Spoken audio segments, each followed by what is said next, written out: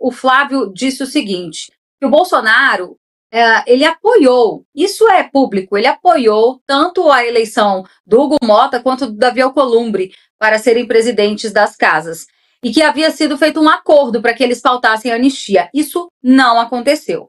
Agora, com tudo isso acontecendo, cogitou-se que nessa quarta-feira a anistia seria pautada. No entanto, já existe um recuo por parte do Centrão. Eu estava lá ontem e nos bastidores, o que já se sabe? Que União Brasil e PP estão recuando desse apoio, porque eles querem apenas aprovar a redução de penas. Como o PL falou que vai apresentar os destaques para que seja uma anistia ampla, geral e restrita, agora eles estão voltando atrás.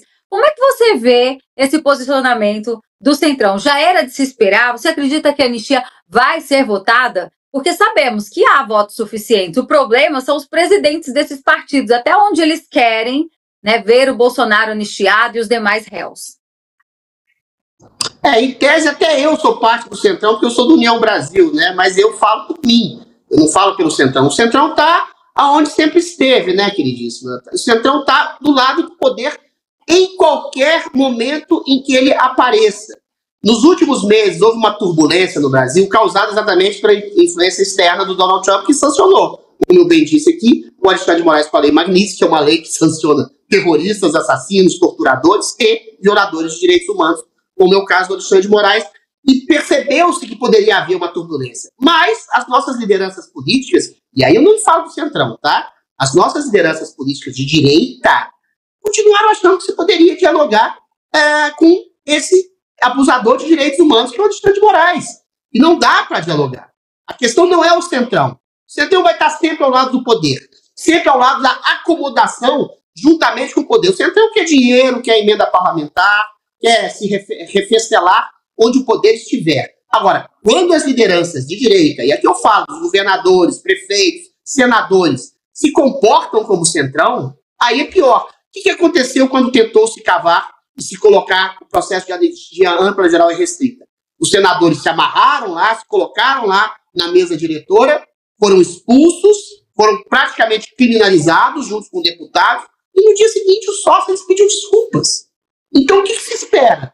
Se espera novamente um tipo de obstrução, e essa obstrução vai ser novamente passível de ser criminalizada? Olha, o que tem que haver, vamos ser de maneira bastante concreta e real aqui, o que tem que haver é que as lideranças de direita não esperem nada do Centrão. As lideranças de direita quem são? Tarcísio Gomes de Freitas, Romeu Zema, Ronaldo Caiado, Jorginho Melo, entendeu? Ratinho Júnior, se coloquem com algum tipo de liderança. Eu acho que a liderança poderia caber muito bem ao Tarcísio Gomes de Freitas, e digo de maneira clara, objetiva e transparente e uníssono: existe uma ditadura no Brasil. Estamos conclamando a população para ir às ruas para pedir duas pautas. Duas pautas resolvem o Brasil: anistia ampla, geral e restrita e impeachment. Ah, Adriles, não tem voto suficiente no Senado. Se houver milhões de pessoas nas ruas clamando por impeachment do ministro abusador Alexandre de Moraes, se houver milhões de pessoas clamando por anistia, os senadores vão anuir com a pauta. Os senadores, e o Alexandre de Moraes vai fazer o quê? Ele vai se voltar contra todas as lideranças de direita do Brasil, contra a maioria de governadores de direita do Brasil? Ou seja, falta mobilização, falta ação, falta liderança, falta objetividade na direita. O Centrão nunca vai querer anistia. O Centrão nunca vai querer qualquer coisa que constrange a sua relação com o poder. O Centrão precisa do governo lulopetista, e o Centrão tem medo, receio do senhor Alexandre de Moraes, que 2/3 do Centrão, 2/3 dos senadores, por exemplo, tem capivaras e tem processo junto ao Supremo Tribunal Federal. Agora, uma vez colocada uma insurreição civil, democrática, popular, pela manifestação política, democrática, dentro prevista da Constituição, do impeachment do senhor Alexandre de Moraes e da anistia, uma mobilização popular orquestrada por lideranças políticas, a gente poderia ter uma mudança real no país. Não tem, sabe por quê? Mais uma vez, não é a culpa do Centrão que está onde sempre esteve. A culpa dele é intrínseca e eterna do Centrão, né? Mas é culpa da fragilidade, da tibieza e da omissão de lideranças políticas à direita, que eventualmente se preocupam mais com seus umbigos, mais com seus projetos eleitorais para o ano que vem e com o país. E é uma preocupação burra, não é estrategicamente viável, a não ser que eles queiram fazer parte da orquestração, da construção de uma ditadura do STF, em que o STF vai dizer quem são quem podem ser os candidatos à presidência da República. Já estão tirando Eduardo Bolsonaro do pleito, já tiraram o Bolsonaro do pleito, já estão querendo tirar Flávio Bolsonaro, que corre o risco de ser tornado inelegível também do pleito. Entendeu? Sobrou o Tarcísio.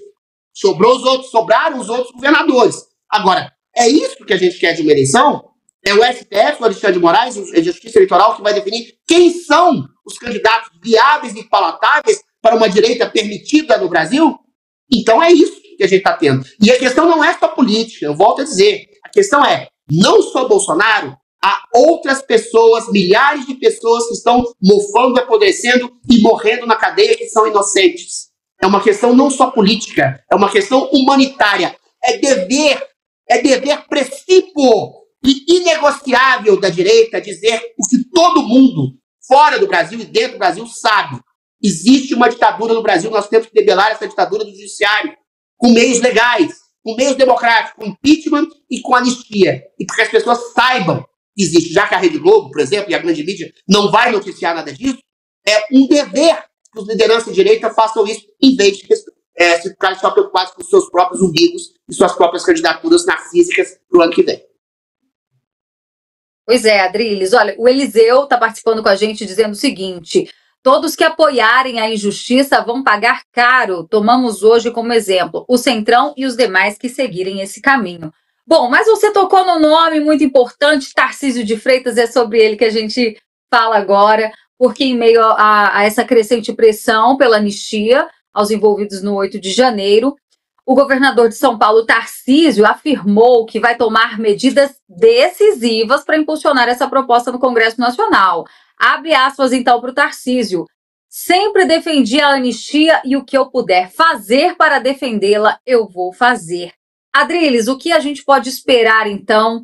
Sabemos que o Tarcísio tem uma certa influência que, quando ele vem para Brasília, algumas pautas de fato destravam, né?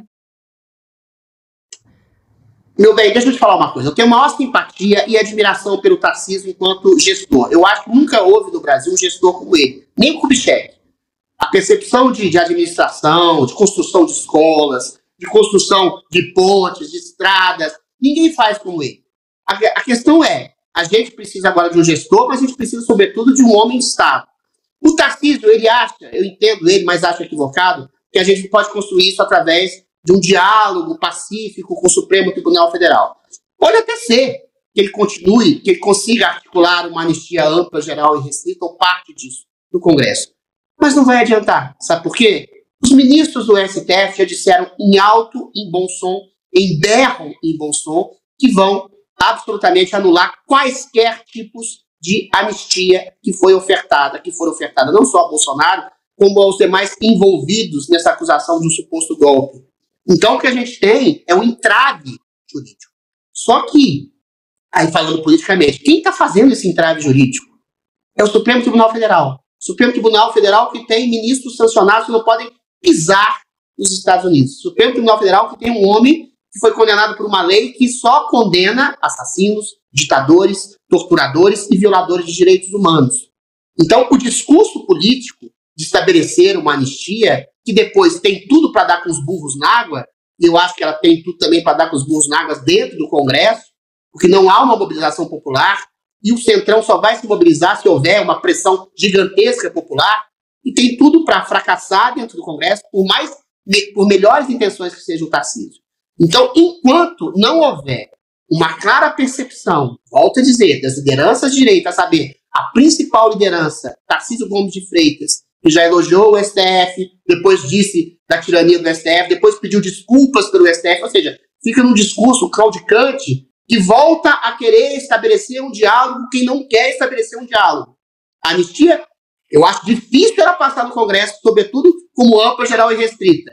Se passar, ela vai ser bloqueada pelo Supremo Tribunal Federal, que tem constantemente, cronicamente, anulado todas as ações dentro do Congresso. Então vai ficar a impressão das pessoas que, eventualmente, a direita tenta fazer um burburinho para falar que está fazendo alguma coisa e depois dá com os burros na água. A anistia já fracassou, o impeachment já fracassou, todas as tentativas de diálogo institucional com o senhor Alexandre de Moraes já fracassaram porque o Alexandre de Moraes é quem está rompendo a institucionalidade do seu cargo. quem está rompendo a institucionalidade que deveria caber aos ministros e aos juízes do Supremo Tribunal Federal, que, em sua maioria, tem anuído aos disparates e aos desmandos do senhor Alexandre de Moraes. Então, eu volto a dizer, enquanto não houver a percepção clara das lideranças políticas de direita, e principalmente de Tarcísio Gomes de Freitas, de perceber que nós estamos, perceber a clara percepção que nós estamos numa ditadura e não tem diálogo com o ditador, enquanto não houver a livre manifestação de pessoas nas ruas, milhões de pessoas nas ruas, aglutinadas pela liderança do senhor Tarcísio, pela liderança das pessoas, governadores que foram eleitos pela direita e pelo Bolsonaro, conclamando as pessoas a debelar essa ditadura por meios legais, eu volto a dizer, que eu seja preso também, pelo meio do impeachment e da anistia, não vai haver mudança estrutural nesse país. Nós vamos ficar enxugando gelo, fingindo que entregamos uma anistia para as pessoas, sendo que não só o Congresso e o Supremo Tribunal Federal está entregando uma tirania e uma tibieza da parte do Congresso e uma tirania da parte e um desmando por parte do Supremo Tribunal Federal, anulando todas as possibilidades de liberdade, não só de Bolsonaro, como de todas as outras demais pessoas inocentes que estão morrendo na cadeia por causa da tirania do Supremo Tribunal Inquisitorial nesse país.